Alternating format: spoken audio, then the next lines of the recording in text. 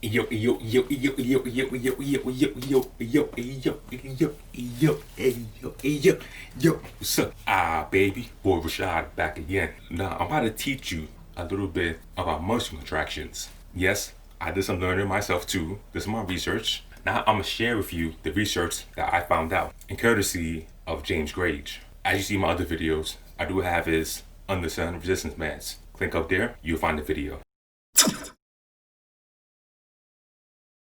So now there's two types, two of muscle contractions.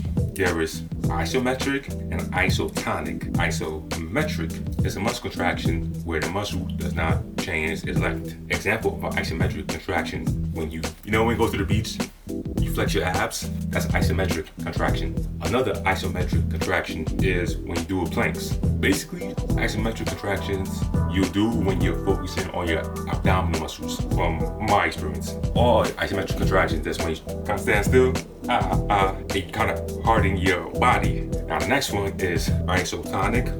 This contraction is the process in which your muscle does change its length. Now there's two types of isotonic contractions. The first one is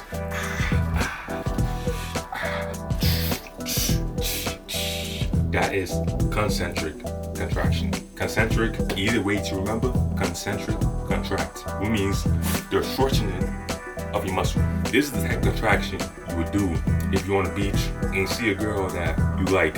So you just be like, well, you look for the bathroom is that way. Or you be like, the bathroom is that way. Or you're looking for the time, it is 5 o'clock. That is concentric contraction. The other type of isometric contraction, isotonic contraction, is eccentric contraction, or negative. Concentric is positive, eccentric is negative. This is the contraction in which your muscles are relaxed.